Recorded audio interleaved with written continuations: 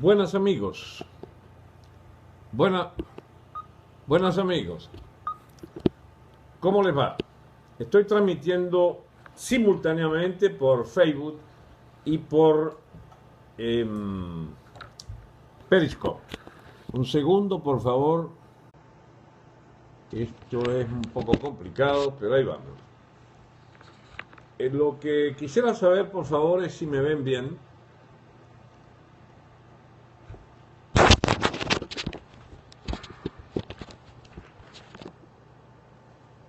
Hello, muy bien, dice. Bien. Es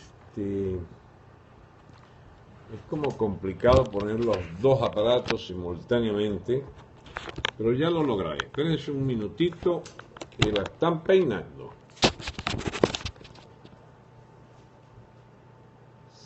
A ver,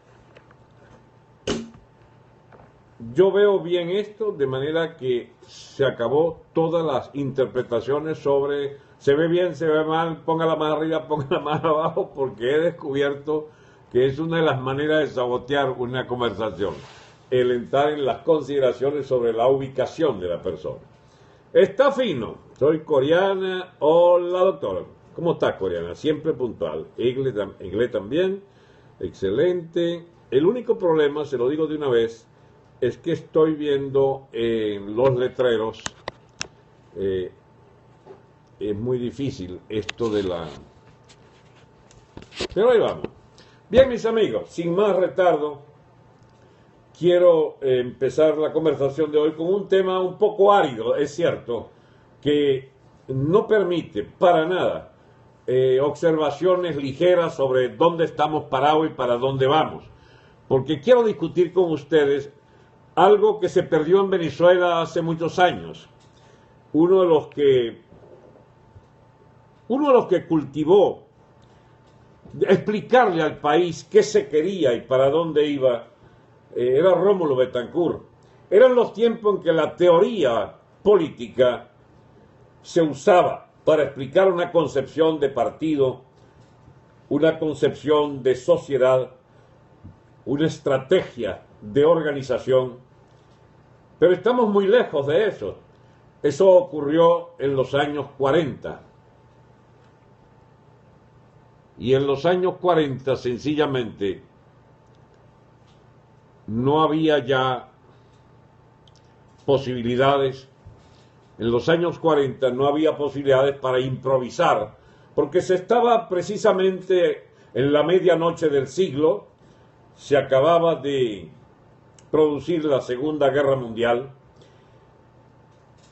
se iniciaba rápidamente después de la Guerra Fría, de las contradicciones más que antagónicas entre el imperio norteamericano dominante de la estructura de poder mundial y el poder del imperio soviético, que auspiciaba una expansión de su gobierno, de su forma de gobierno dictatorial absolutamente totalitaria.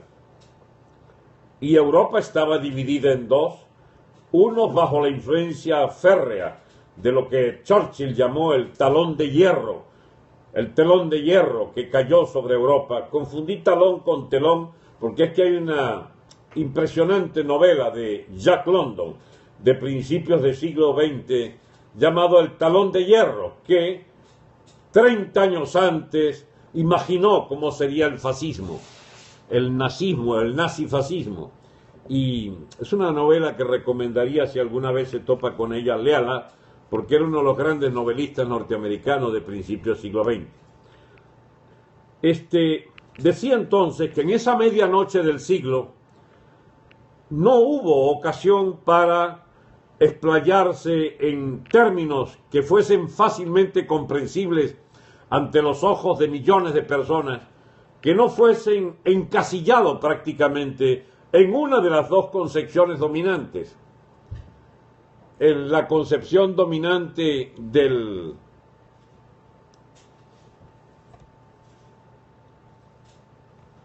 Ya va, me piden que lo mueva a mi derecha en lo de Facebook. Es un lío, ¿eh? Decía que todo el que quisiera hacer política a nivel mundial prácticamente aparecía encasillado. Ahí está Hunter otra vez con su manía de viva Franco. Franco murió, chicos, hace el 75, ya son, ¿cuánto? 35, 40 años. A ver, 75, 85, 95, 105, 2015. 41 años que murió Franco, chicos. Déjalo descansar en paz.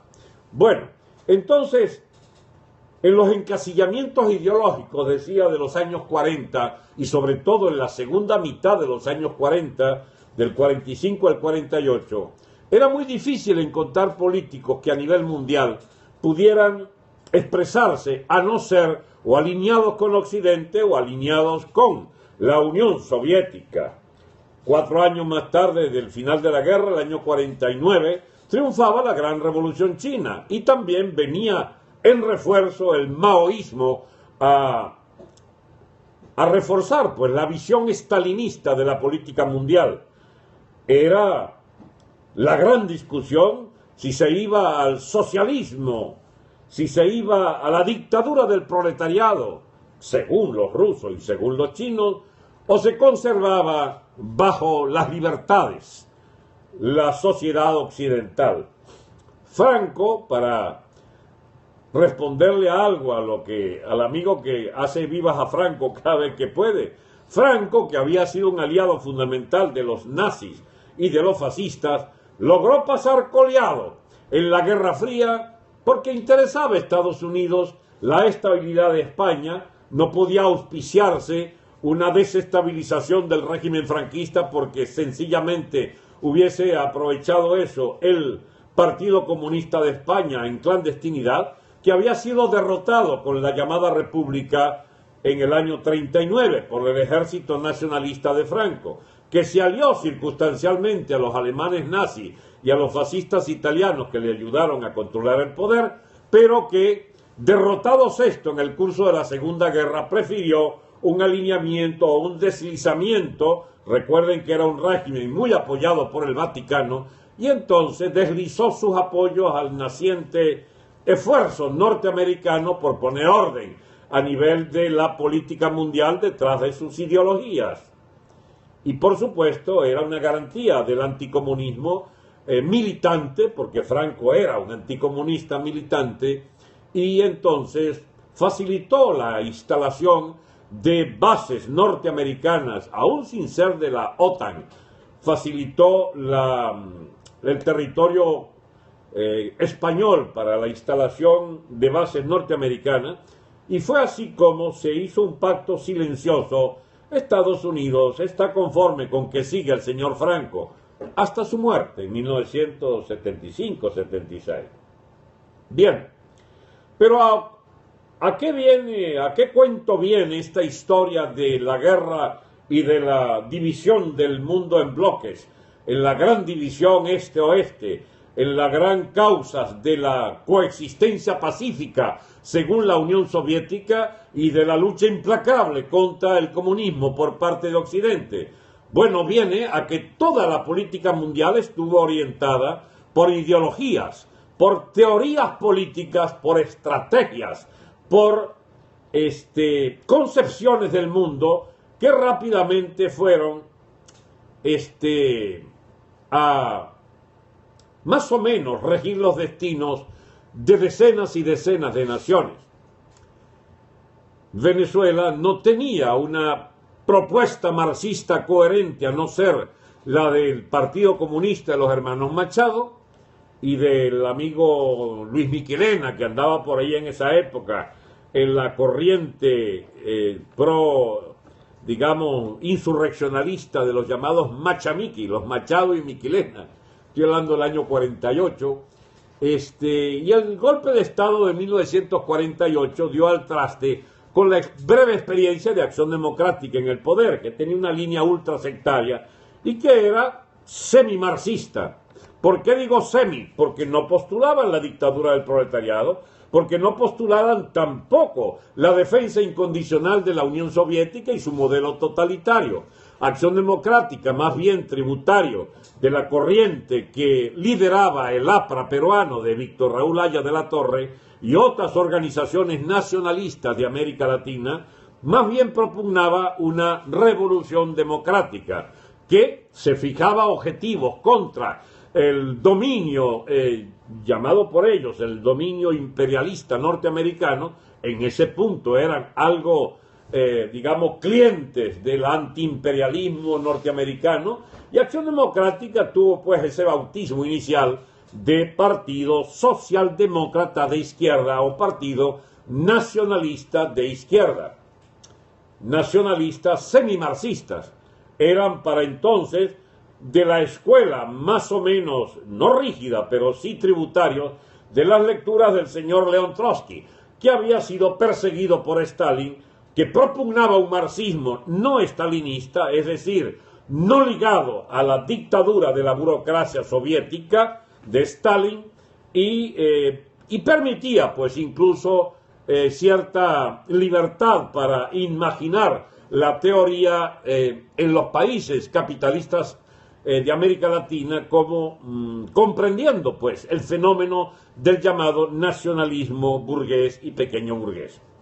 Ustedes dirán, ¿para dónde va? ¿Para dónde voy en esta historia de ideas políticas y su circunscripción o su ubicación, su aterrizaje en los años después de la Segunda Guerra? Bueno, mis amigos, que hasta el año 89 todo el mundo, todo el planeta Tierra, estuvo bajo la égida de teorías políticas que se enclaustraban o bien en la obediencia ciega a los dictados del estalinismo gobernante en la Unión Soviética, o sencillamente acompañaban los ideales de democracia y de libertad que propugnaban los Estados Unidos. Esa posición teórica de usar el marxismo o fuentes marxistas como la que inicialmente adujo Rómulo Betancourt y Acción Democrática para sustentar sus tesis del socialismo democrático, eso quedó enterrado en la historia, como quedó enterrada en la historia también todas las propuestas del obrerismo, es decir, los que pugnaban por imponer la teoría de la lucha de clases y darle al proletariado una misión extraordinaria en la conducción de la sociedad. El problema es que tributarios del estalinismo, los señores del Partido Comunista Cubano, que no era un partido que quería revoluciones, pero sí la quería un liderazgo pequeño burgués como el del señor Castro, que lideraba el movimiento 26 de julio y que era un movimiento putschista, un movimiento golpista aventurero, y que dio pues aquella golpe de mano del llamado asalto al cuartel Moncada del año 54, y de ahí en adelante se convirtió en un líder de esa pequeña burguesía urbana radical que luchaba contra la dictadura, en particular de otros movimientos como el del directorio del amigo Fran País, el teórico y político de esa izquierda radical urbana llamada de Fran País, el directorio revolucionario. Y Castro, finalmente hicieron la unidad del directorio el 26 de julio y los comunistas, y fueron los que ganan el poder en 1959, el 1 de enero, para ser exacto, y habían sido ayudados mucho por los venezolanos, que en el 58 habían echado la dictadura de Pérez Jiménez y se permitían hacer grandes campañas a favor de Fidel Castro. ¿Por qué es importante? Porque Castro, desde el año 59 hasta hoy, el señor Castro ha sido una piedra en el zapato para demasiada gente y para esta República de Venezuela, que debió soportar las injerencias, los planes subversivos del señor Castro, que incluyeron hasta una invasión guerrillera por Machurucuto en 1967, creo. Y había pues la injerencia en la vida interna del Partido Comunista, generó allí una fuerte tendencia asociada al señor Douglas Bravo, con lo que se llamó el FLN-FAL, las Fuerzas Armadas de Liberación Nacional, y siguieron pues la línea guerrillerista de guerra de guerrillas contra la opinión del Partido Comunista cubano o pro-cubano de los hermanos Farías, que abandona ese Partido Comunista. El señor, ¿cómo se llama? Douglas Bravo sigue con Castro, pero los hermanos Farías vuelven a su obediencia moscovita y renuncian a la guerra de guerrillas. En esa tendencia estaba el señor Peskov y el señor Pompeyo Márquez, que el año 71, luego de la derrota final de la guerrilla en Venezuela, optan por fundar el MAS, el Movimiento al Socialismo, que va a terminar sus mejores días asociado a Caldera como eje del llamado chiripero, que por supuesto abogaba por la defensa del chavismo, del cual se hacen también una parte vergonzante o por lo menos una agencia bastante eficiente para defender el fenómeno de Chávez dentro de la llamada democracia burguesa, democracia representativa, heredera de la cuarta, que era incompatible con el chavismo, pero gente como Teodoro Peskov, siempre tributarios a su viejo sueño estalinista de la revolución por etapas, dijo hasta hoy que Chávez había sido un demócrata, y así fue a predicarlo por allí, por otros países.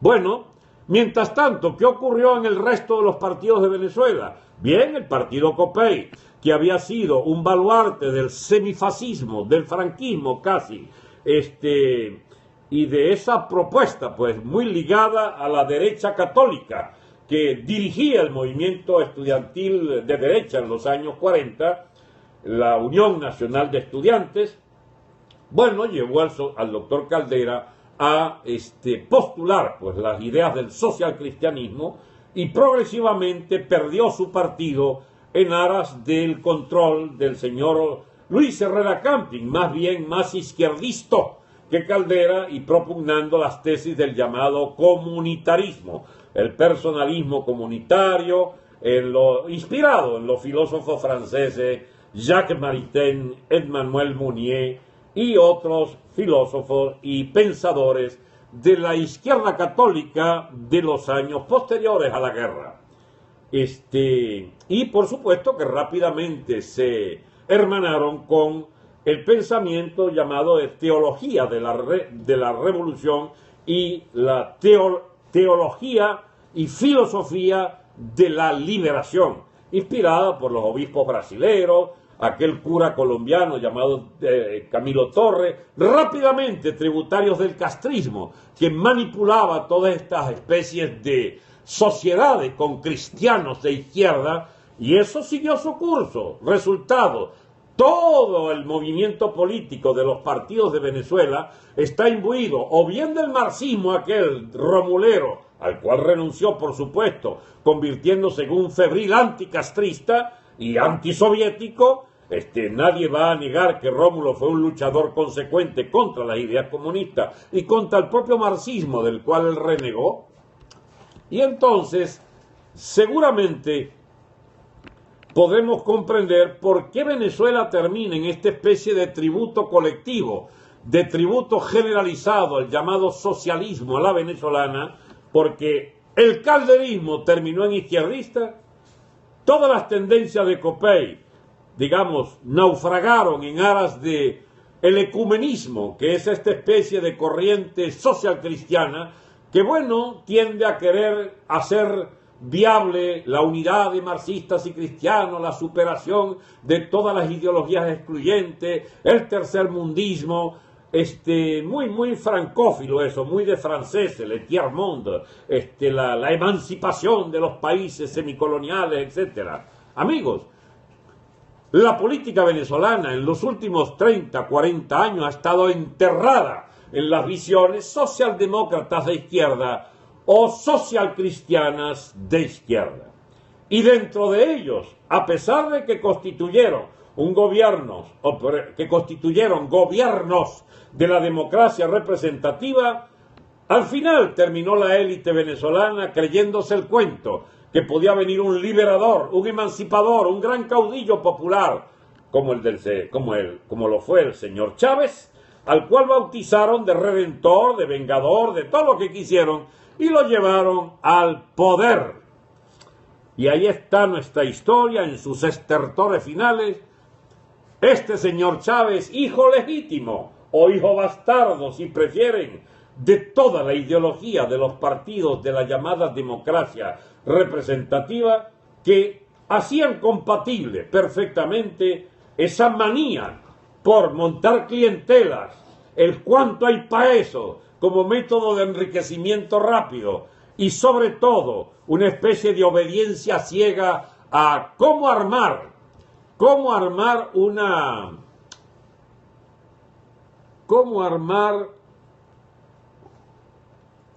una concepción como intermediaria, que no implicara, un segundito por favor, una concepción intermediaria entre todas y cada una de estas ideologías. No son ideologías extremas. Mire, hasta el propio chavismo no pudo ser castrista totalmente, no pudo ser estalinista, se quedó a medio camino. Anduvo Chávez ya después de muerto Mao Zedong, creyendo que si iba a China y alababa a Mao Zedong hacía algo bueno para sus intereses, cuando no se percató de que Mao ya era un cadáver político en la propia China, porque si bien es cierto, sigue en el papel moneda chino y Mao sigue, digamos, siendo considerado el gran fundador de la República China, del único gobierno, llamémoslo así, laico y civil, aunque fueran pues milicianos y todos vestidos de militares, el maoísmo por primera vez en China fue una propuesta, después de la de Chiang Kai-shek y de la de Sun Yat-sen, que ocupa toda la dirección china en el siglo XX, era la única dirección no dinástica, no partidaria de una monarquía y de una defensa de las dinastías o de la opresión a la forma china del llamado modo de producción asiático y de la enorme burocracia estatista siempre imbuida por una figura de una divinidad terrenal, los monarcas de las centenares de dinastías que recorren 4 o 5 mil años de historia china. El señor Mao Zedong fue enterrado, sus ideas fueron enterradas, la del partido totalitario que controla el poder, no, eso sí les gusta, y sigue manteniéndose en el poder la burocracia del partido, pero con otra filosofía, abandono completo al sueño del paraíso terrenal marxista-leninista, abandono incluso a la simbología estalinista y, en definitiva, tributarios todos del paraíso terrenal, del estatismo, sí, pero con enorme progreso de la propiedad privada de los medios de producción. China es hoy el país más capitalista del mundo, o por lo menos con la tasa de progresión de empresa privada y de expansión de su comercio y de expansión de toda su visión estratégica de economía de mercado, y eso es parte entonces de esa nueva manera de ser comunista a lo chino, de ser maoísta a lo chino, que está algo así como en las antípodas de lo que el señor Chávez creyó que se iba a encontrar en China porque fuera cultora del señor Mao como padre de la patria, pero que ya habían abandonado bajo Deng Xiaoping, la dirección de Deng Xiaoping, desde los finales de los años 70, con la llamada 4 modernizaciones, el impulso a una economía de mercado que no ha cesado de proveer a China de una potencialidad impresionante que la está convirtiendo en la primera gran economía capitalista del mundo. Amigos, hay que un poco aterrizar mucho las tesis y las teorías y las concepciones del pasado, porque si algo puede uno, si no añorar, por lo menos observar con seriedad, es que antes la política se hacía a partir de concepciones teóricas y políticas. La revolución, por ejemplo, para los marxistas, para el señor Lenin, para la gente esta de Trotsky, para el propio Stalin, así fuera una basofia teórica, las propuestas del totalitarismo que son o expresas o subyacentes en todas esas corrientes, la política se pensaba en términos de teoría revolucionaria. Y el último cultor que yo sepa de la teoría del Estado, de la teoría, digo en Venezuela, perdón, el último cultor de una teoría sobre el Estado venezolano, sobre una propuesta de sociedad y de forma de Estado y de economía, fue Rómulo Betancourt. La izquierda, por su lado, en bancarrota, proponía distintas visiones, digamos, pero más bien propias de su agonía final, como las tesis de Pekov, de Américo Martín o del propio extraordinario venezolano que fue Moisés Moleiro, el único izquierdista que yo respeté mucho en vida y después de muerto también, porque fue un hombre íntegro, a carta cabal. Bueno, mis amigos, ¿dónde estamos? Bien, estamos que el mundo después de 1989 cambió totalmente y el liderazgo del mundo libre sigue siendo los Estados Unidos, pero es un liderazgo muy problemático, porque pareciera que perdió el rumbo, pareciera que perdió la brújula. Ya no es aquel liderazgo que orientaba el mundo libre tras las figuras de las presidencias norteamericanas, dispuestas incluso a ir a guerras y arriesgar incluso guerras termonucleares estuvieron hasta planteadas allí. Bien, en 1998 la caída del muro de Berlín, 89, y la caída de la Unión Soviética dejó a Estados Unidos sin un enemigo fundamental. Entonces, por una década más o menos estuvieron dando bandazo a nivel de la política del Departamento de Estado, se los explicaba ayer o anteayer, y entonces cogieron la lucha contra el narcotráfico y el terrorismo de la FARC. Ayudaron a Colombia, al gobierno de Pastrana y sobre todo al de Uribe, a dar una batalla que ya se tenía ganada cuando el sucesor del señor Uribe resolvió desmantelar todo aquello. Y nuevamente son tributarios en Colombia, la clase política colombiana, de este adefesio de política que ha implicado la figura del señor Santos, tributario del castrismo, tributario vergonzante del castrismo, mientras el señor Uribe está rumiando allí su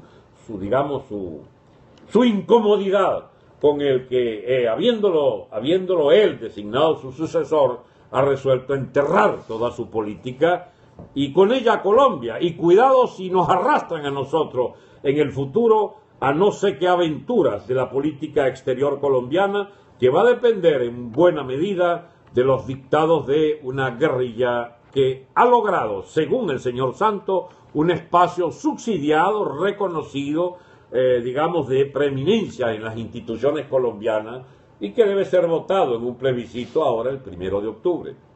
Bien, amigos, pasada la cuestión de la década de los 90, o terminando de pasar la década de los 90, quedó entonces la política norteamericana ante la necesidad de un viraje drástico a partir del ataque a las Torres Gemelas. Allí entonces empezó la lucha frontal contra el terrorismo islámico radical y hasta hoy se mantiene. Estados Unidos fue a 2 guerras en Irak y a una guerra en Afganistán, 3 guerras, y está tentado a una 4ª guerra en Siria, pero como cambió la política del señor Bush a la política del señor Obama, cuya llave indiscutible es la señora Clinton, como secretaria de Estado y ahora como candidata a sucederle en la primera magistratura norteamericana, lo único visible de la política norteamericana es que no le interesamos. América Latina es como algo que ellos tienen, como su patio trasero un poco problemático, con sus desvaríos izquierdosos allí de Venezuela, con el loco Chávez, de Brasil, con el demagogo Lula, de los Kirchner de Argentina, con sus aventuras en la economía, en las finanzas internacionales y sobre todo con esas ganas atrasadas de robar masivamente en la que invirtieron 12 años de la pobre Argentina. Y ha habido de todo, y ha habido rectificaciones. o del señor Evo Morales, el alumno de Chávez, que yo no sé si es un alumno aventajado porque el indiecito es muy vivo, se ha mantenido siempre en la prédica anti-yanqui y anti-europea para sacar más platita, y su aliado fundamental pues es la burguesía paulista, la burguesía brasileña de Sao Paulo, que le compra masivamente el gas boliviano, que es la energía fundamental de exportación de Bolivia. Y bueno, ¿y qué fue lo que montó, cómo se llama, el señor Evo allí? Montó, mis amigos, una de las cosas más raras que ha parido la humanidad. Una república multirracial, multiétnica, multilingüista. ¿Sabían ustedes que por constitución en Bolivia uno puede hablar el español, pero también puede hablar como lengua oficial unas 30 a 35 otras lenguas indígenas de cada uno de los cantones por allí perdidos en esa puna boliviana, en esas selvas bolivianas, pero sobre todo en el altiplano, y bueno, en toda su orografía, en toda su topografía de los distintos desniveles de la pobre Bolivia pobre, donde la herencia multicultural de las razas originarias consagran pues la deidad Pachamama y la lealtad a, digamos, a los principios del multiculturalismo, como un arroz con mango, como yo jamás vi en la famosa Constitución boliviana del 76-78.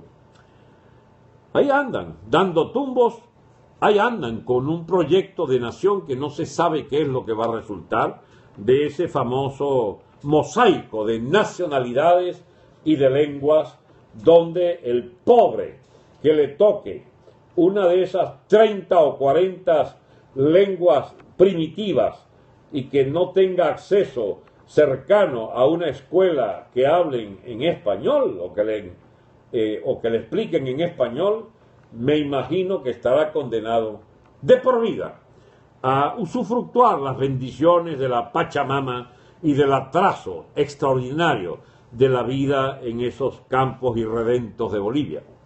Pero ese es otro tema, mis amigos. Hoy estamos acá para explicar el tema fundamental de nuestra situación, que viene marcado por una especie de constante que ya nadie analiza, pero que pudiéramos llamar como un proceso histórico signado por un nuevo tipo de revoluciones, que son las revoluciones a medio camino hacia el estalinismo, hacia el totalitarismo, verbigracia, el sandinismo, el chavismo, el evoísmo, no sé cómo llamarlo, la loca esta Rousseff y el Lula, para lo que iba a Humala en Perú y se arrepintió a tiempo, rebobinó y rápidamente se alineó con la derecha, ya está de salida sin ningún peligro de que metiera a Perú en una aventura.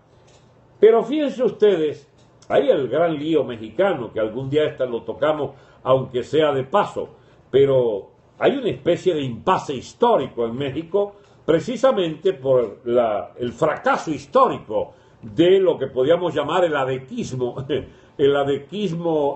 mexicano, que hunde sus raíces por allá en el gobierno de Lázaro Cárdenas y de la propia Revolución Mexicana zapatista, pero que ya absolutamente degenerado en los años 60 y 70, solo auspiciaron gobiernos de corruptelas inimaginables, pero que les ha ido muy bien en la sociedad comercial con los Estados Unidos, en el tratado con los Estados Unidos, que ahora está tratando Estados Unidos de quitarse de encima eso, si es que el señor Donald Trump gana las elecciones.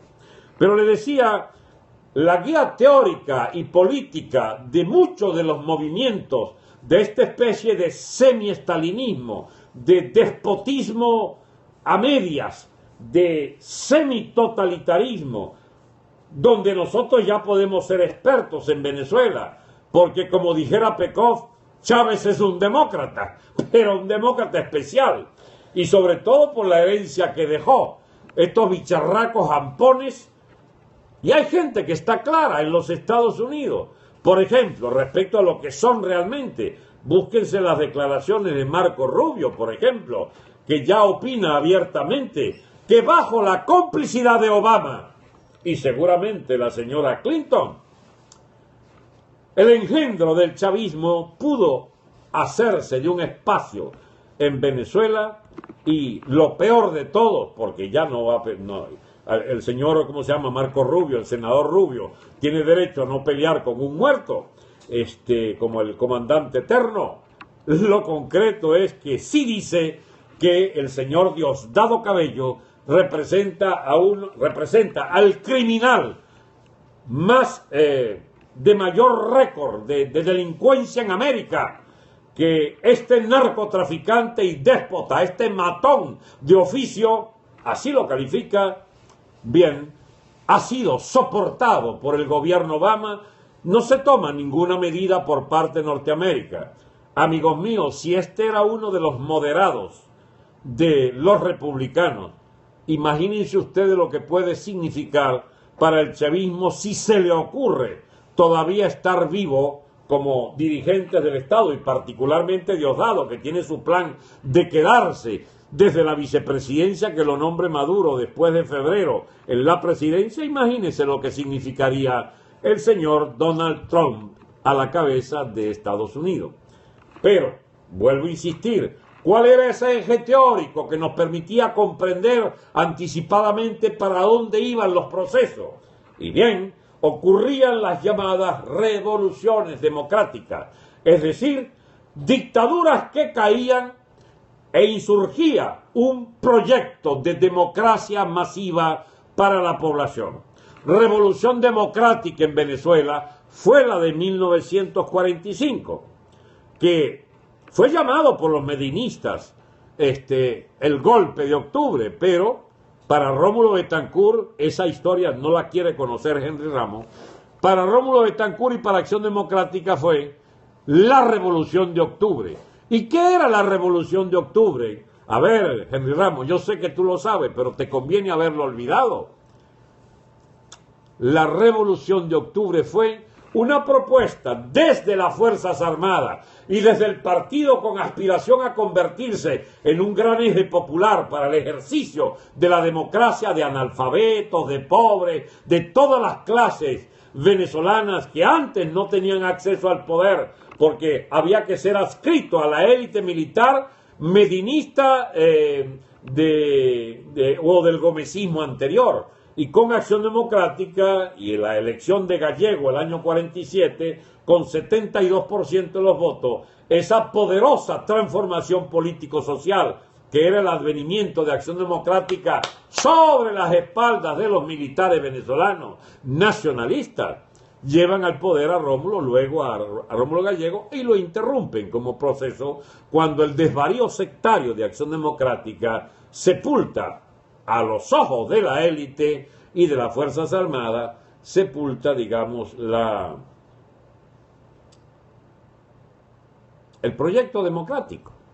Revolución democrática hay otra vez en Venezuela en 1958, cuando ya Pérez Jiménez no es el redentor del 45, sino el sepulturero de muchas de las conquistas democráticas del 45.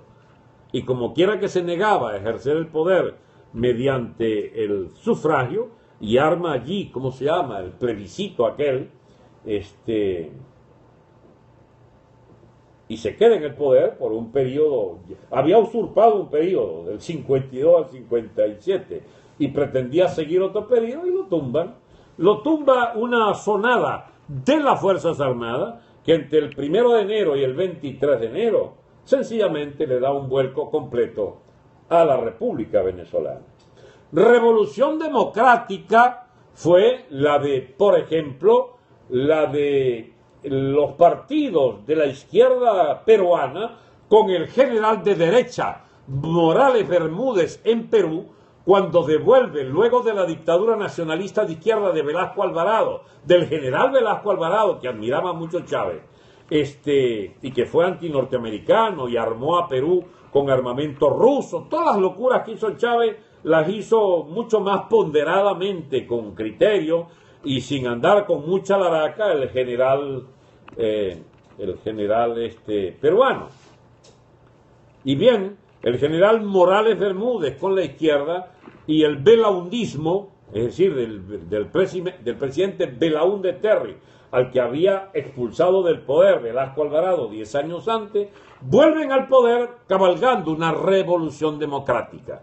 Se instaura una constituyente, hay los primeros gobiernos archicorruptos, entre otros digamos, el perro que come manteca mete la lengua en tapara, los corruptos del APRA tomando el poder, y los belaundistas es unos gobiernos pero siniestros en cuanto a la corrupción administrativa, y además el país lo perdían a manos de la guerrilla de Sendero Luminoso y del MRTA, que eran, digamos, guerrillas, pero caramba, casi caníbal, la guerrilla del Sendero Luminoso, porque su modelo era el modelo polpoteano de Camboya, que buscaba devolver a Perú a la economía rural y a la economía indígena.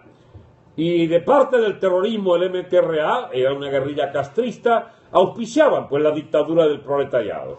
Y ya perdiéndose el Perú, incluso estudios del Departamento de Estado estimaban que Perú en un año más, estoy hablando del año, 80 y pico, Perú en 5 años estaría dominado por esa guerrilla de Sendero Luminoso. Y allí es donde el chinito famoso, el chinito Fujimori, da el palo cochinero de unas elecciones que nadie había previsto y genera ya no una revolución democrática, pero sí una revolución institucional, llamémosla así. Se erige en caudillo legal, pero aplasta al Congreso, aplasta toda la forma del legalismo constitucional de los partidos y monta un gobierno por 10 años, 8 o 10 años, de dictadura, de una nueva capa social, muy corrupta, es cierto, pero con el acierto de liquidar la guerrilla, bajo un genocidio incluso, bajo una política pero impresionantemente de exterminio. Muchos dirán que fue necesario, eso no podemos opinar, que opinen los peruanos.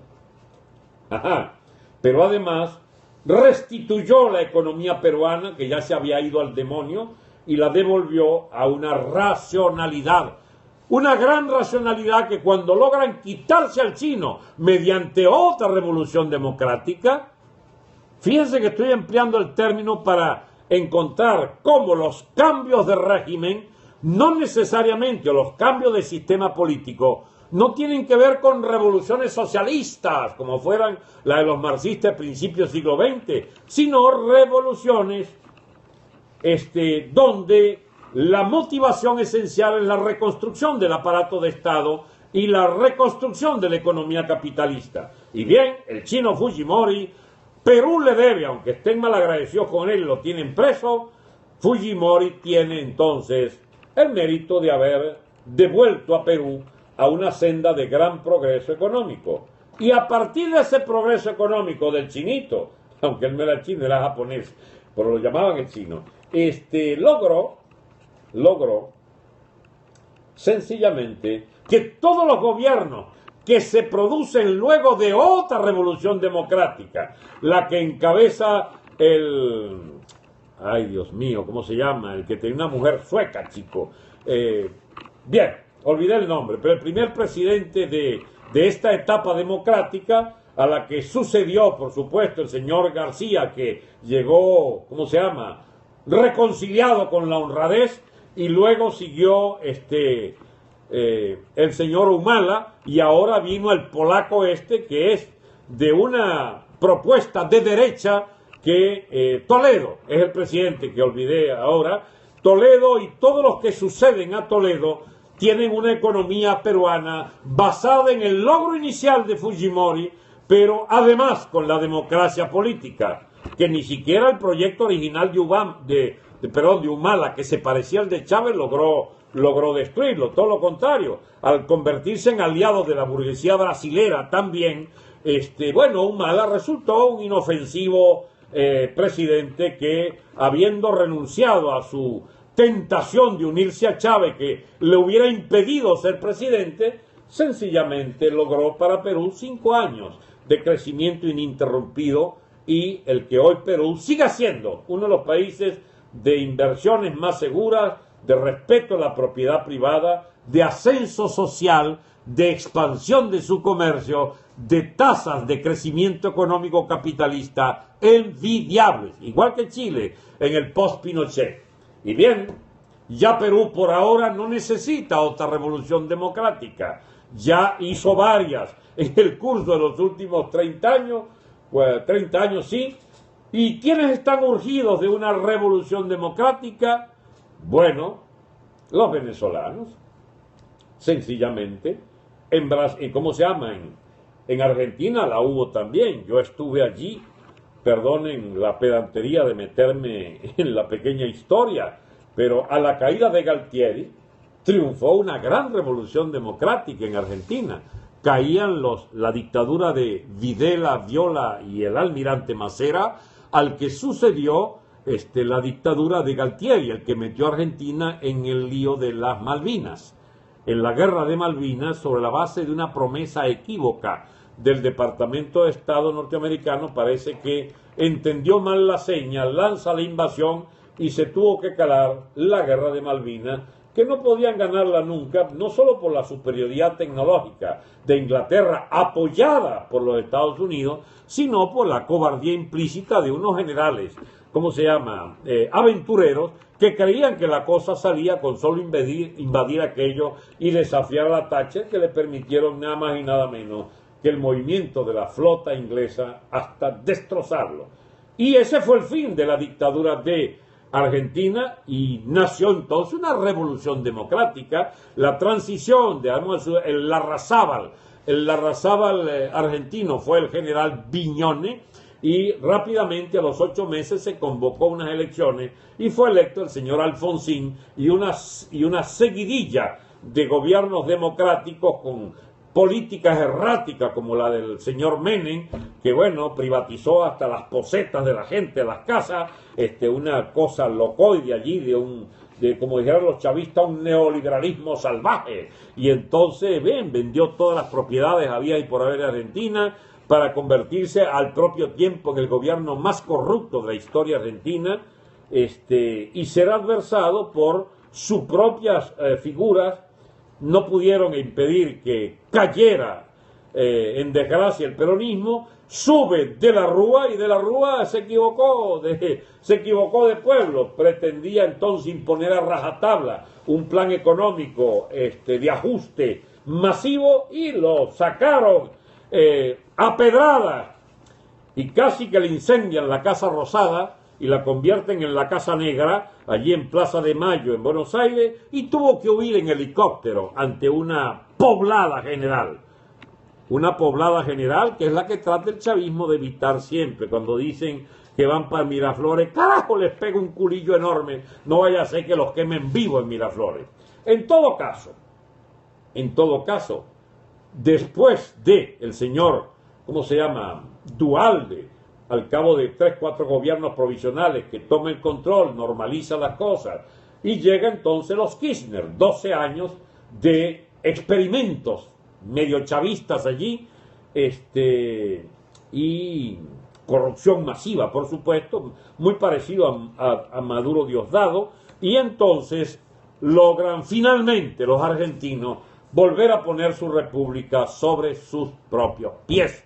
Y eso lo que representa la victoria de Macri, dada que en Argentina nunca fue pulverizado ni el aparato judicial, ni el aparato legislativo, ni la prensa libre, pudo Argentina renovar sus fuerzas políticas detrás del señor Macri, y entonces encaminarse a una especie de reencuentro con la democracia en ese país.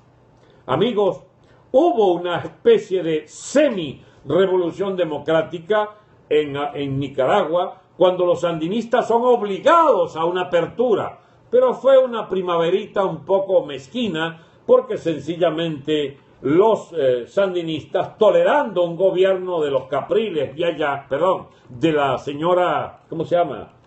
La señora Chamorro allá y un corrupto llamado Alemán y el otro, el señor Bolaño. 12 años tuvo el sandinismo fuera de la presidencia, nunca abandonaron el Estado y el control férreo del sandinismo, que devolvió todo al punto cero de la hegemonía del totalitarismo o del semitotalitarismo, para ser, ¿cómo se llama?, preciso en el lenguaje, que representa el ilustre ampón Ortega. Y bien, amigos, Panamá, hubo una invasión, sacaron al bicharraco y parece mentira, pero puede hablarse de una revolución democrática impuesta por las tropas norteamericanas que mandó el presidente Bush, papá, a Panamá, y tenemos entonces, por la facilidad que tenía allí de la zona del canal, pasar la cerca, invadir aquella ciudad ya desesperada por este loco de remate de Noriega, narcotraficante y déspota, sencillamente una especie de Diosdado temprano, pues, que tuvo Panamá, y bueno, pasó el resto de sus días en las cárceles norteamericanas. Y es de allí que hubo una transformación profunda de Panamá, que sigue todavía hoy, después de esa invasión, hace ya 20 y pico de años, bajo el signo de una prosperidad capitalista. Los venezolanos que viven allá pueden dar fe de que efectivamente Panamá se convirtió en un país envidiable, aunque sigue siendo un país donde no puede pensarse que sea una república como pudieran haberla imaginado los mejores pensadores panameños, porque siguen siendo como un país prestado, como un territorio que hay reglas allí. La regla es, ya tienes tu canal, bueno, tienes entonces que dejar pasar todos los barcos y te pagan muy bien, puedes vivir de la renta de ese canal, pero no se le puede ocurrir querer nacionalizar el canal. Como ya está nacionalizado, no hay ese peligro. Pasaron esa prueba, pero la pasaron la prueba porque todo el izquierdismo panameño tiene claro que con los yanquis no pueden andarse con cómicas, porque el canal de Panamá, mis amigos, vean ustedes un mapamundi y verán el hemisferio occidental, o sea, verán las Américas, con una costa este súper industrializada, sede de los poderes públicos, estados superpoblados, y vean el oeste norteamericano, la provisoria tierra californiana, con todo lo que implica que esa economía por sí sola, con 30 y pico, 37 millones de habitantes, es una economía más importante que 100 otros países del mundo. ¿Y cuál es la unión? A la vía férrea de un lado a otro del continente con 3 usos horarios. Pues fíjense que para demasiados movimientos de mercancía, la costa este de los Estados Unidos necesita el canal de Panamá para ir a la costa este con grandes cargamentos mucho más baratos que las propias líneas férreas o el tránsito por gandolas de los Twister, que es el método de transporte más conocido, más, digamos, más común en los Estados Unidos. Ese canal de Panamá es entonces lo que cierra el círculo del costa a costa de lo que podríamos llamar un territorio del Mare Nostrum, del Mar Caribe, que nadie puede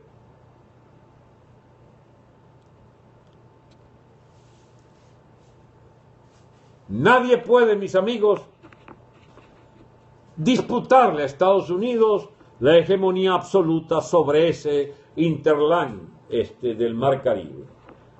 El señor Castro lo logró por 58 años, y solo que tuvo que contar con el apoyo irrestricto de la Unión Soviética y del poderío del Imperio Soviético para que aquella vez, cuando se evitó la guerra nuclear, tuvo el gobierno americano que soportar que este señor Castro siguiera allí vegetando en una economía absolutamente primitiva, absolutamente decadente, de esclavitud para el pueblo cubano, y que, ya cumpliendo 57 años, por fin se aprestan Estados Unidos, si no a perdonarlo, por lo menos a dejarlos existir hasta que mueran, y los cubanos, pragmáticos al fin, los castristas me refiero, como se les está acabando la teta, la ubre venezolana, entonces van a pedirle otra vez a Obama y anda por allí también pidiéndole a Rusia que le vuelvan a regalar, pues como antes, petróleo, porque Castro nunca pudo establecer una economía elementalmente eficiente para absolutamente nada, que no sea vivir bajo el subsidio de otros países, chulear a otros países. Pobre Cuba, Dios mío, qué herencia. La nuestra ya es desgraciada, con haber acostumbrado el país tantos años a la renta petrolera, a la renta de vivir del gobierno, cuando los países son mantenidos, los estados, por sus ciudadanos. Aquí todo fue al revés. El Estado mantiene a los ciudadanos. Pero henos aquí con la suerte de que eso por fin se acaba. O Venezuela es capaz de tener un gobierno mantenido por sus ciudadanos, y lo que equivale a decir que podamos controlar ese gobierno y ese Estado, o sencillamente esta república no tendría destino. ¿Qué es lo que nosotros auspiciamos y para lo cual entonces me paseé por los vericuetos de esa necesidad de una teoría, de una estrategia para dónde debemos ir? Amigos, nosotros debemos producir en los próximos días y semanas una revolución democrática en Venezuela, porque el fin de esta dictadura de mamarrachos y ladrones, esta dictadura de malandros de siete suelas, ladrones como nunca conoció país alguno del mundo, esta gente tiene que salir por las buenas o por las malas. Les tengo una mala noticia a los amigos de la MUD que lo han intentado por 18 años o por 14, porque la coordinadora intentó por las malas, pero se enredaron allí en un episodio histórico que un día de esto me provocaría echar el cuento que yo sé de ese episodio del 11 de abril, 12 y 13 de abril del año 2002. Pero lo concreto es que hay que salir del chavismo mediante una revolución democrática que implique aplastar a estos bicharracos que no quieren salir por las buenas del poder. Les tengo la mala noticia a los señores de la MUD, que los tipos no aceptan irse por las buenas, que era el plan de ustedes. Tienen 14 años rogándoles que les den el chancecito, que ustedes son buena gente, que los reconocen. La última cabronería que han inventado es suponerle a Maduro el 20%. Eso es mentira, chicos, no tienen el 20%. El 96% del país tiene de rechazo a Maduro porque hasta los propios chavistas no lo quieren. Pero ellos siguen diciendo el 20%. Ajá. ¿Y cómo es que se sale por las malas de este gobierno? Solo hay dos maneras que pueden combinarse en una. Es una insurrección popular que no deje piedra sobre piedra del dominio institucional del chavismo. Eso implica un riesgo enorme para la población civil, que debe con sus brazos desnudos a piedra y candela sacar a estos bicharracos de las madrigueras, de los edificios que ocupan como sede de los poderes públicos. Y más fácil sería si las Fuerzas Armadas, haciendo el balance que hizo Viñones en Argentina contra la dictadura de Galtieri, el mismo esfuerzo que hizo el general Lanusse aquella vez que desmontó la corriente dictatorial de Juan Carlos Onganía, que tenía 6-8 años en el poder, y el general Lanusse, bueno, habiendo comprendido, estoy hablando antes de la dictadura, es decir, del 70 y... Estoy hablando del año 72, cuando el ejército argentino, que tenía 6-7 años en el poder con la dictadura de Juan Carlos Onganía, que era un gobierno muy de extrema derecha, no es el gobierno de los desaparecidos. La dictadura de los desaparecidos es la de Videla, Viola, Macera, a partir del año 84. Hablo de la primera gran dictadura, y bien, esa dictadura terminó por la clarividencia de un general, el general Lanusse, que como Argentina se hacía ingobernable, le dijo, bueno, vamos a hacer una cosa, chicos, traigamos a Perón otra vez. Y devolvieron a Perón, hubo la elección de Héctor Cámpora, que era el secretario privado y de Perón, lo eligieron con 70 y pico % el año 73, y entonces al cabo de algunas semanas se dio cuenta el propio Perón que aquel hombre no podía controlar aquello, pues se lo estaban tragando las guerrillas izquierdistas de los llamados montoneros, y entonces resolvió Perón sencillamente liquidar al gobierno Cámpora y hacerse elegir él mismo, aunque con una salud precaria, a los 2 años estaba liquidado, y lo heredó su viuda Isabel Perón, la segunda viuda de Perón. No, la primera viuda, porque él enviudó de Eva Perón el año 52, y esta Isabelita, la bailarina Isabelita, enviudó de Perón el año 83, 84 creo que. Bien, entonces siempre hubo un general muy importante.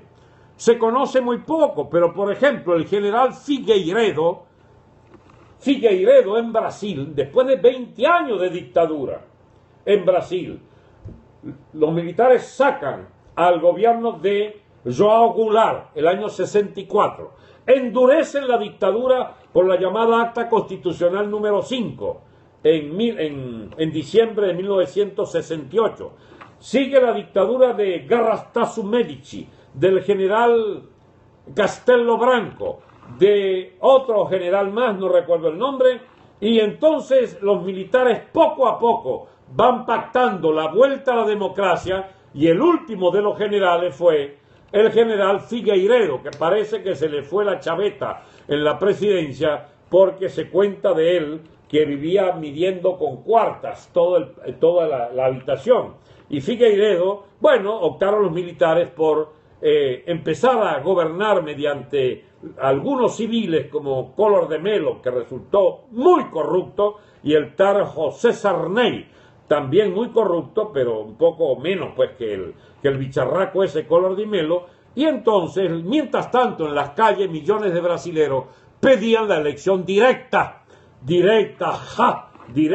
ya, que significa que querían que elegir al presidente de nuevo sin la intervención del llamado colegio electoral. Y los militares accedieron, o se vieron obligados a acceder, y entonces empezaron, pero bajo control de los militares, el proceso de redemocratización del Brasil. Y fue allí como vio luz el gobierno del señor Enrique Cardoso, una especie de Adeco, un tipo de centro izquierda, digamos. Y luego, pues, Lula, sus 8 años, y ahora la bandidita esta, Rousseff, que fue hasta izquierdista en sus años jóvenes, pero que siguió con malas mañas, pues, y entonces amparaba a Lula, que había robado más que ella, pero ella ya se había hecho insoportable el populismo lulista, y resolvieron entonces salir de esta plaga en Brasil. Está viviendo Brasil el inicio de una revolución democrática, querámoslo o no, ese es el signo de los tiempos. Los gobiernos dictatoriales, semidictatoriales, semitotalitarios, los gobiernos de ampones, militares o no, terminan por naufragar y abriéndole paso a una nueva etapa. La nueva etapa de Venezuela o termina con una insurrección popular costosísima en vidas, o termina con un desconocimiento militar al gobierno Maduro Diosdado. Y yo vengo sosteniendo, porque así me lo explicó el Gocho, y creo que tiene razón, y se murió teniendo razón, a estos bicharracos tenemos que sacarlo con los militares. Después veremos qué se hace con los militares, pero estos bicharracos hay que sacarlo con los militares.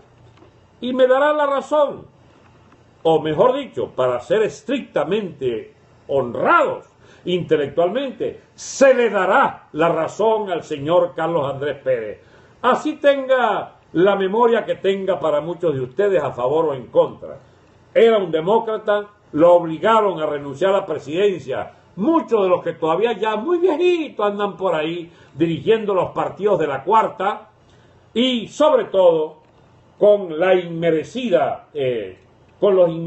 anatemas contra su gobierno cuando apenas lo que hizo fue tratar de rectificar las grandes tortas que se habían hecho en su propio gobierno, en su primer gobierno y en los gobiernos anteriores, pues de la cuarta. Pero esa es otra historia, la de Carlos Andrés me refiero. Viene para Venezuela una revolución democrática. Necesitamos una revolución democrática. Necesitamos que el pueblo insurja al lado de las Fuerzas Armadas. ¿Por qué al lado? Porque no puede ser en contra. Porque entonces la matanchina, imagínense ustedes, si el chavismo lograra activar las Fuerzas Armadas contra el pueblo alzado. Eso es lo que trata Maduro de hacer desde hace 3, 4 años. Que si nos alzamos, nos matan en las calles. Eso era el chantaje de Teodoro Pekov. Cada vez que la gente quería quedarse en la calle, vienen los militares, van a hacer una masacre. Y entonces la gente se cagaba y se iba para la casa otra vez. No, bueno, aspiro que esta vez la voz de Teodoro, que ya no es su voz de antes, no podrá impedir que la gente, si quiere que se haga matar, lo voy a decir casi irresponsablemente, pero es preferible querer hacerse matar a la idea de morir a mengua bajo un sistema policial de vástagos del señor Chávez que solo saben robar y oprimir, abusar, torturar. Y ese gobierno tiene que acabarse a carajazos, porque no hay otra manera de acabarlo. Aquellos que crean todavía que esta gente va a salir mediante flores blancas en la mano, amigos, están equivocados. Esa vaina no es de la historia humana. No hay en la historia humana, digamos, historia de que manifestantes pacíficos con una flor en la mano salgan. Les repito, el único episodio que yo conozco con flores es la Revolución de los Claveles del 25 de abril de 1974 en Portugal, donde los claveles se los pusieron en las bocas de los fusiles de los soldados que en todos los cuarteles se negaron a disparar contra el pueblo, que resolvió acabar con 50 años del gobierno de la dictadura Salazar Caetano. ¿Y saben ustedes quién empezó aquella revolución democrática que instauró la democracia portuguesa hasta hoy, aunque sea corrupta, todo lo que queramos decir? El general Spínola, jefe de las Fuerzas Armadas. Quizá, déjeme apuntarle para que por lo menos, ¿cómo se llama?, el señor Poleo no se ponga tan disgustado como siempre se pone con las cosas que yo digo. Vamos a arrimarle una palmingo una vez a que la equivocación del señor Poleo, digamos, aduciendo que el señor Padrino representa el eslabón entre esta porquería y las nuevas instituciones del país, quizás se deba a una lectura equivocada y muy errónea que hace el señor Poleo de que efectivamente es una gran figura militar la que permite el corte quirúrgico respecto al viejo régimen, inaugurando el nuevo régimen. Pero ahora sí tengo que volver sobre mi tesis. Señor Poleo, el señor, ¿cómo se llama?, Padrino López, es el último ampón militar de este régimen que estamos saliendo de él. No es el primer militar honorable de la nueva etapa de la revolución democrática en Venezuela. Exactamente. No, Padrino no. Representa eso el ex chavista. O sea, leí al revés, me entenderán, pero sí entendí lo que quiso decir el amigo. Efectivamente, el repartidor de verduras de granos y de aliños, etcétera, es la última expresión decadente, absolutamente, ¿cómo se diría? Absolutamente,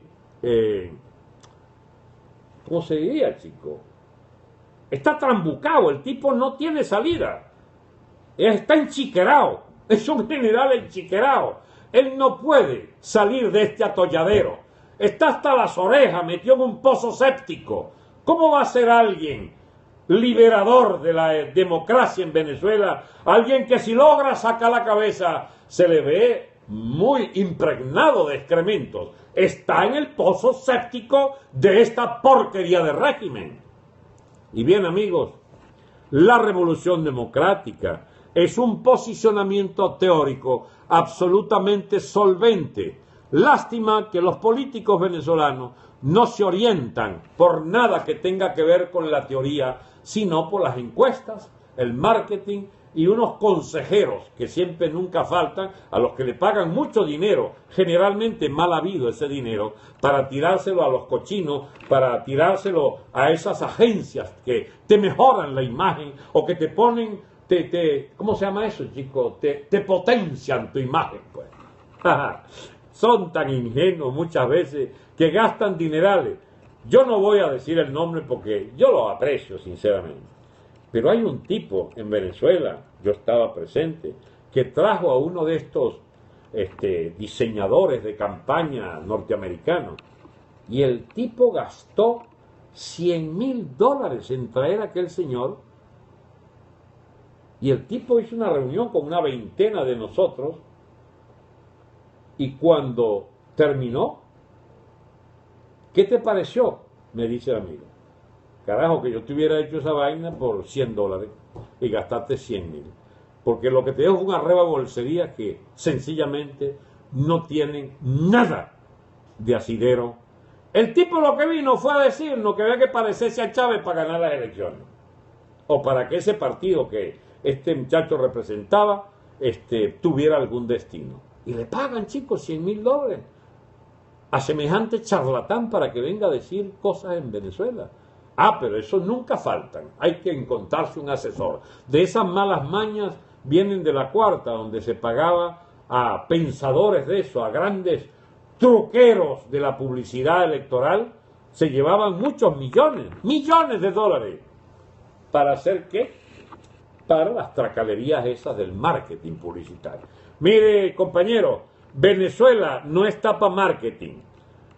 Las propuestas o las agarran de la experiencia histórica, de nuestra propia experiencia, o sencillamente la ignorancia se paga muy caro, efectivamente. Amigos,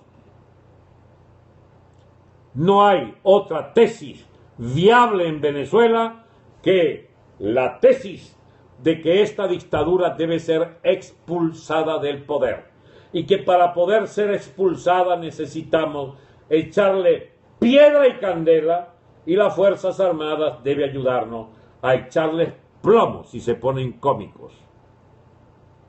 Pero los que saben echar plomo son los que saben echar plomo. Yo no estoy incitando a una guerra civil, no estoy diciendo que vamos al armamento general del pueblo para echar a estos bicharracos. Yo solo le estoy diciendo a los amigos de las Fuerzas Armadas, y con esto, perdón un segundo, ya va, que esto se puso un poco largo porque la primera parte, que yo la quería más corta, me sentí la tentación, como vi la atención, de explayarme un poco más. Pero no se me inquieten mucho los que están apurados. En los próximos minutos solo me limitaré a analizar el tema de el plomo de las Fuerzas Armadas. Amigos míos, las Fuerzas Armadas fue profundamente dañada durante la democracia venezolana. Muchos oficiales, y en eso mi escuela ha sido la del almirante Mario Iván Carratú, que me ha contado, qué sé yo, 100, 200, 1000 casos de la pobreza, digamos, de muchos de esos oficiales que toleraron el ascenso de Chávez al poder. Amigos, sáqueme de una pequeña duda. Para que ustedes me vean de frente, ¿tengo que ver para acá o para acá? ¿Cómo hago para preguntarles? ¿Es para el lado de las flores o contra las flores? Carratú Molina. Sí, exacto, Carratú Molina. Hacia las flores. Ok. Entonces, viendo para acá, ustedes me ven de frente, ¿verdad? Ok. Digo, porque esto tiene no sé qué lío en la... Amigos, ya está. Las Fuerzas Armadas fue profundamente dañada por el golpismo. auspiciado por la alta oficialidad militar, por alcahuetes de Chávez en la alta oficialidad militar, por militares corruptos de las Fuerzas Armadas anteriores. La semilla del chavismo, que era la semilla de la disociación, la semilla de la sedición, la semilla de la alevosía de los traidorzuelos, la semilla de sencillamente esa teoría según la cual había que destruir el viejo Estado. Esa semilla la dejaron prosperar los que pudrieron el Estado venezolano. Es la felonía típica que finalmente triunfó. Con la complicidad entonces, ya eso es otra etapa, de la élite venezolana que tiene, como ustedes saben, tres grandes sectores. El sector honorable, el sector industrioso, competitivo, honorable. El sector que ve para los lados medio cómplice, medio transgresor de leyes, etcétera, antiestatal, pero queriendo, digamos, pasar coleado en los intersticios de ciertas componendas con el poder. Y hay la tercera ala, que es absoluta y totalmente corrupta, guisadora. Es un ala de malandros. Bien, los malandros eran una ridícula minoría en la élite venezolana. Había unos guisadorcillos que con auxilios financieros y recadis y vainas de esas lograban hacerse de fortuna. Y había una gran masa de la élite venezolana de gente honorable, que tenía empresas, hacía emprendimientos de todo tipo, cumplía con sus obligaciones, etc.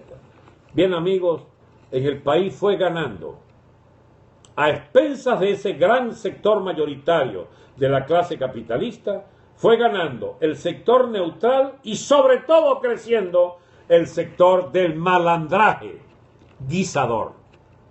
Y se nutrieron, además, socialmente hablando, por una legión, 20, 30, 50 mil vagos, maleantes, lúmpenes, nuevos ricos, de prevaricadores, de peculadores, de dineros públicos, de rojitos,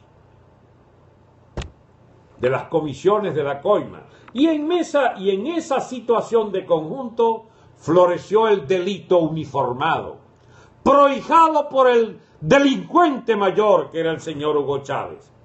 Y las Fuerzas Armadas sufrieron un gravísimo deterioro, porque además las hicieron en sus élites, arriba, en sus cogollos, narcosoles.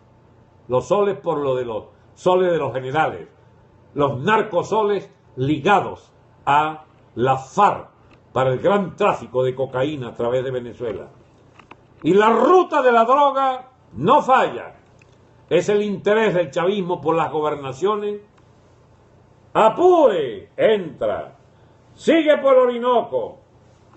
El sur de Guárico en manos chavistas. Y el norte de Bolívar en manos chavistas también. Sigue el Orinoco hacia el delta Macuro, también de gobernador chavista. Es que por ahí no va mucha droga. No, sí va por el Orinoco que sale al Atlántico, va mucha droga. Ajá. ¿Y cuál es la otra ruta? Bien.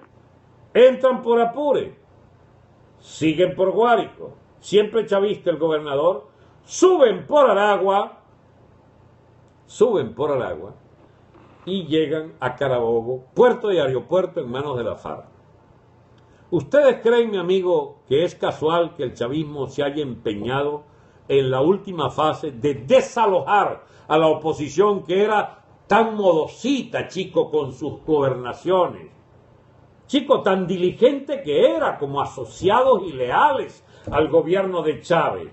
¿Por qué lo sacaron de esas gobernaciones? Porque necesitaban la ruta de la droga hacia el Caribe viniendo de los llanos del Casanare y necesitaban la ruta hacia el delta.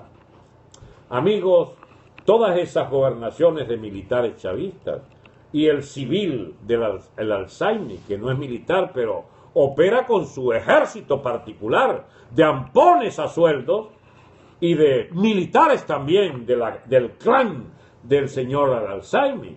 Eso es una situación desastrosa. Esos son los que controlan las Fuerzas Armadas. Y ahora su gran alcahuete es Padrino López, que si bien es cierto, no era uno de los directamente más comprometidos con el delito del narcotráfico, al parecer sí lo es, con las corruptelas derivadas del contrabando, del control del arco minero, de toda clase de canonjías y privilegios, sobre todo de la cúpula del Ministerio de Defensa y de la cúpula de los ministros militares que están bajo su autoridad, más aún ahora, cuando el loco cucuteño lo ha puesto como mandamás de todo el gobierno bajo su mando. Amigos, esas Fuerzas Armadas, desde esa cúpula no genera sino más calamidades. Esas Fuerzas Armadas, con esos dirigentes, al lado de Padrino López, al lado antes de Rodríguez Torres, al lado de el general que está ahora allí de la Guardia, de Reverol, esas Fuerzas Armadas, mi amigo, solo podía ser parte del tinglado delincuente y déspota del chavismo agónico. Ahora bien, ¿esas son nuestras Fuerzas Armadas? ¿Esas son nuestras Fuerzas Armadas? Ya va, que un señor resolvió sabotearme esta broma con su llamada bendita, que no la quiero.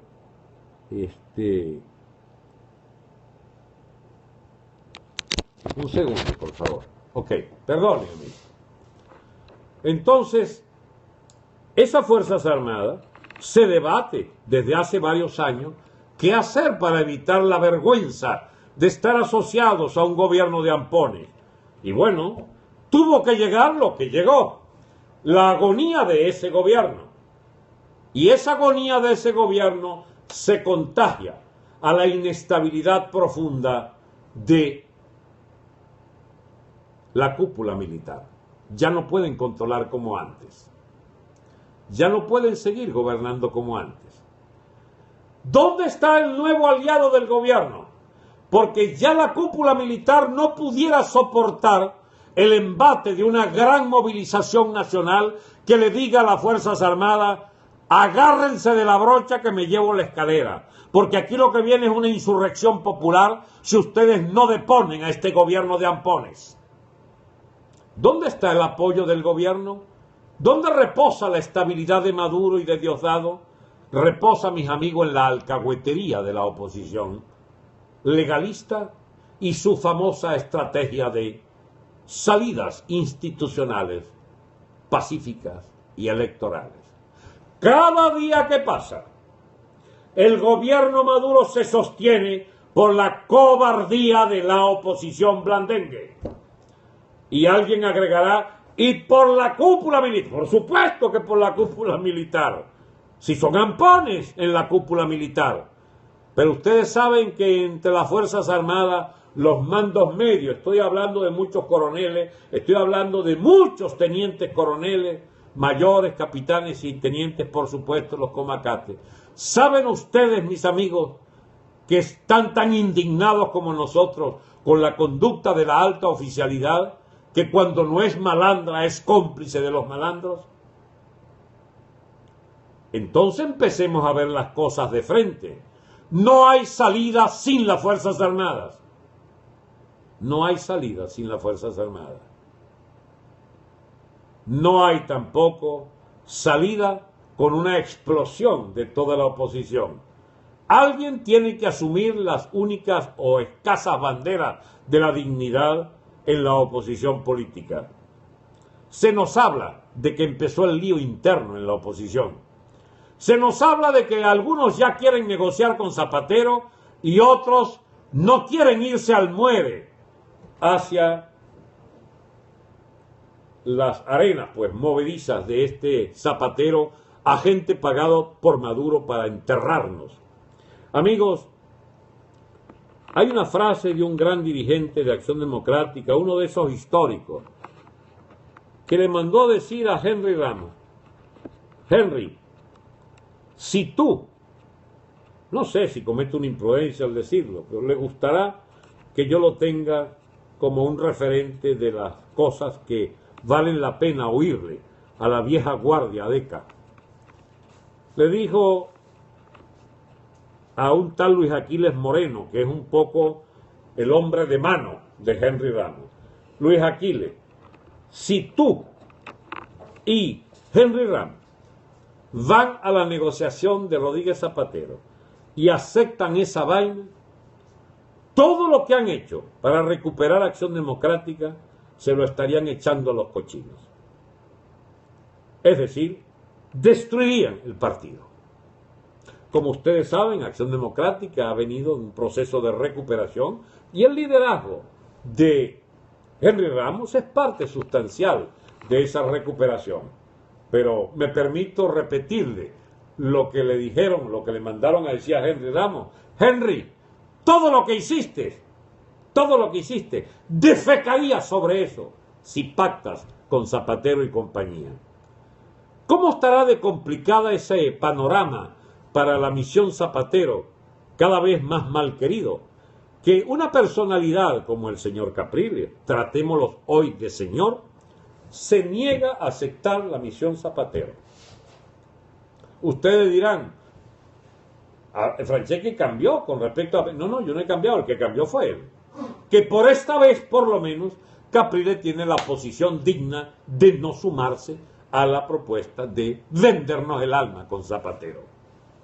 Amigos, ojalá la MUD no se le ocurra el disparate de pactar con el Zapatero, que es el entierro de todas nuestras esperanzas.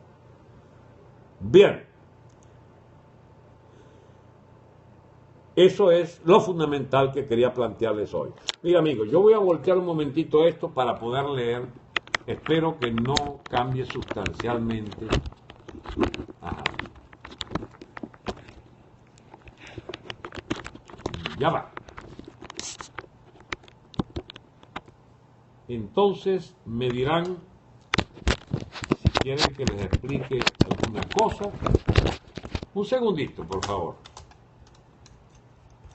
Es que mire, armar mi propia, ¿cómo se llama esto? Mi propio estudio artesanal aquí en mi casa. Esto en manos de políticos se transforma en $1 millón. Necesitamos mucho dinero para, dirán algunos, ¿no?, pidiendo por ahí, para que el mensaje llegue. Bueno, como ustedes verán, mis amigos, yo con estos dos aparaticos me defiendo y le llego a mucha gente también.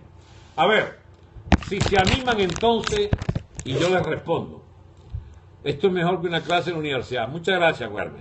Buenas tardes, doctor Franceschi. Trina Graciela. Erika Franco, tranquilo, profe. ¿Tranquilo de qué, Erika? Bien. En el Periscope de María Corina hubo una rueda de prensa de la fracción del MUD y de diputados. Ah, qué bien. ¿Puede explicar cuál es el pacto de Zapatero? Nada, que Maduro sigue hasta el 2019, que pudiera haber unas elecciones en enero de 2018, que no hay referéndum este año. Ese es el pacto de Zapatero, para eso le paga Maduro a Zapatero. Querían enredar al Papa en esa vaina, el Papa dijo que no. Excelente, Dante Rebelde, magnífica clase. La MUD ya se cuadró con el régimen. Esa manera de escribir nueva que no me acostumbro. Ya se cuadró con el régimen. Dice usted que la MUD ya se cuadró. Bueno, parece que no es tan sencillo así, como que hay líos internos. Si aceptan eso, el país se pierde. Qué fuerte. Gracias por la explicación. Gracias, Triana. Gracias por todo. Súper información, muy atenta siempre. Saludos de Sony Island Beach. Toyo, Lexus. Mía Capella. Como puede haber comunicates éticos si se han encargado de purgarlo. Quedan muchos.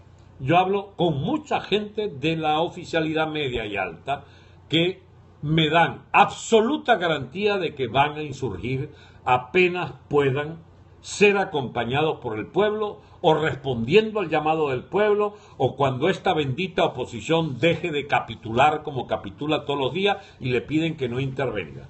María Corina nos llena de esperanza. Así es una gran venezolana.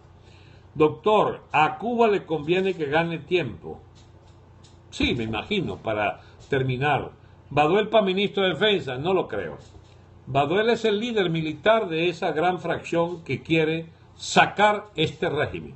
Periscope de María Corina, una segregación de la MUD, está con ella y una carta firmada por 40 diputados. Es cierto lo de la carta de 40 diputados, porque mire, lo que plantea esa carta es el 350. Es decir, es muy importante que esa carta sea de verdad. ¿Cree usted que la MUD le interesa a los presos políticos? Para nada. No quiere pactar, Ayun no quiere pactar con los militares. Bien, yo le participo al señor Henry Ramos que su partido, Acción Democrática, es hijo de la propuesta de las Fuerzas Armadas de 1945, que llevó el poder a Rómulo Betancourt y transformó a AD en un partido de Estado. Primer golpe bueno, señor Henry Ramos. En 1958, el partido Acción Democrática gana las elecciones después de los 7-8 meses de la Junta Civil-Militar de Transición del 58. Segunda vez que gana las elecciones Acción Democrática o el poder desde una insurgencia militar. Sí hay golpes buenos, los 4 o 5 golpes que han habido en Venezuela, Henry Ramos, 2 de esos golpes fueron favorables a Acción Democrática y a Betancourt, el líder grande de Acción Democrática. De manera que no digas ese disparate de que no hay golpes buenos. Lamentablemente tú agarraste una manía contra los militares que no sé a qué se debe, Dios mío. ¿Los desprecias por qué, Henry? No te conviene. Si tú pudieras ser una gran figura de la nueva etapa política en Venezuela, a condición de que ceses, por favor, con esa prédica tonta de meter en un mismo paquete a todos los militares. Hay toda clase de militares, Henry, como hay toda clase de civiles, como hay toda clase de adecos. Tú sabes que hay diferencias entre sectores y sectores. Por supuesto que hay militares buenos. Conozco muchos honorables. Conozco gente que ha sido torturado salvajemente por decir las cosas que yo digo. Si creen que se va a quedar en el poder los militares, no es cierto. Ese es un estamento que quiere volver a sus cuarteles, que no quiere seguir dirigiendo el Estado venezolano, que están allí para facilitar que recuperemos el Estado venezolano para la civilidad. Yo conozco militares partidarios de la, ¿cómo se llama?, de la vocación civilista de esa Fuerza Armada. Hay generales en la MUD, sí, hay generales retirados que están por allí. A Zapatero hay que correrlo con los bolsillos vacíos. Sí, efectivamente. Siendo presidente de la Asamblea, Henry no lo dirá, no dirá qué. ¿En qué paró el decreto Granco? Nada, que lo olvidaron, lo ningunearon. No les interesa el decreto Granco.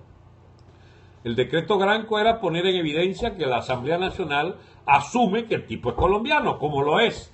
Pero en las locuras de este país está la de que sencillamente este tipo hasta el último día que él resuelva o hasta que lo saquen los militares va a estar allí. Un colombiano en la cabeza del Estado venezolano. ¿Quién iba a ser ministro de Defensa de Capriles? No sé. Yo oí una vez que iba a ser aquel Barrientos y otros dicen que era ¿cómo se llama? Padrino López. Lo que yo no sé es cómo iba a ser ministro de Defensa de alguien que, habiendo sido electo, se chorreó y no quiso ser el presidente. Porque ese es el drama de esa oposición, que la dirige alguien que gana las elecciones, o por lo menos eso dice, yo creo que sí ganó efectivamente, y se chorrea. Entonces, ¿para qué buscas otra vez la candidatura, Henry? Tú, ¿cómo se llama? Me confundo porque son todos candidatos ahora. ¿Para qué buscas ser candidato otra vez, señor Capriles, si ya fuiste electo y no cobraste? ¿Qué pasó con Claudio Fermín, Geraldo Blay, Marquina? Bueno, buenos ciudadanos, amigos de la muda, amigos digamos, de la prudencia. La Asamblea Nacional no sé, no vi, desaparecido, llegué a leer. Bueno, mis amigos, porque hay muchos con doble nacionalidad y no... Ah, debe ser por eso, porque hay muchos que tienen doble nacionalidad y no les conviene. Menos mal que yo me salvo, Dante Rebelde. Yo soy criollito. Nací en la calle Pedro Camejo número 9, Miranda, Estado Carabobo. Por fin la Asamblea Nacional la desapareció el burro. Sí, parece que sí, porque la ignora completamente y zumbó una descarga allí de una resolución que sencillamente digan lo que digan no vale, porque esa asamblea no existe. El padre Palmar confesó que era política de Chávez, que todo militar no sé qué cosa. Dios mío, ¿cree usted que habrá multitud en la marcha la próxima semana? Ya va. ¿Hay unas marchas en todo el país o hay una marcha en Caracas? Ahora sí me sorprendieron porque yo sabía que había una jornada de 24 horas que no dicen qué es. Ya diremos lo que esperamos de ello, pero mire, hay una muy mala muestra para el prestigio de esa dirección de la MUD. Llamaron a la toma de Venezuela en todas las ciudades y fueron manifestaciones generalmente muy pequeñas, muy esmirriadas. ¿Qué pasó allí? La gente no estará sacando la cuenta que esta dirección no les gusta y quieren otra dirección.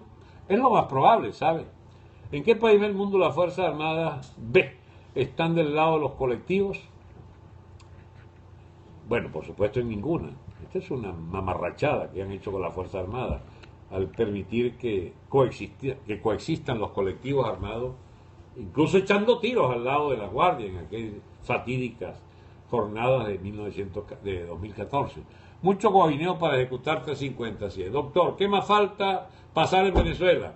La insurrección popular militar, el desconocimiento militar, una jornada de protesta que se convierta en una medida de expulsión del poder. Las Fuerzas Armadas no va a disparar masivamente contra el pueblo. Puede haber algún sector por allí que esté fuera de orientación y pretenda hacer una masacre. A ese le caerán encima los otros militares. Aquí se alza un cuartel, el día siguiente están alzados todos los demás.